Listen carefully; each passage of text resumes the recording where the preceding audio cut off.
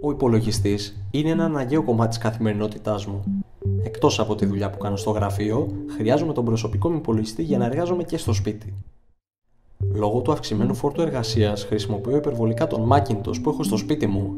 Μάλιστα, πολλές φορές αναγκάζομαι να τρώω το μεσημεριανό μπροστά από αυτόν.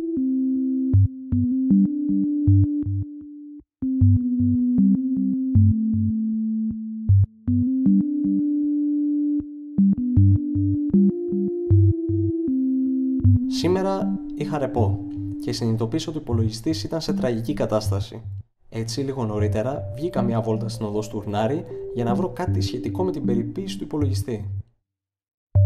Ο υπάλληλος σε ένα κατάστημα που μπήκα μου είπε πως σε αυτό εδώ το κουτάκι θα βρω ό,τι χρειάζεται για να κάνω τον υπολογιστή μου να μοιάζει ολοκαίνουριος. Μου έδωσε μάλιστα και κάποιες χρήσιμες οδηγίες για τα αντικείμενα που περιλαμβάνει αυτό το κουτάκι. Πρώτη φορά δίνω χρήματα για κάτι τέτοιο, επομένως για να δούμε αν έπιασαν τόπο. Η δισκέτα αυτή θα μας επιτρέψει να καθαρίσουμε το floppy drive. Οι σταγόνες τοποθετούνται πάνω στο ειδικό πανάκι για 100% καθαριότητα της κεφαλής.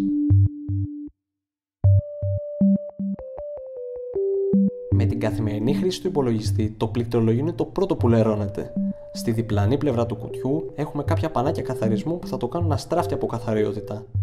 Το σπρέι που βρίσκεται δίπλα στα πανάκια απομακρύνει τις δαχτυλιές και τη σκόνη από την οθόνη.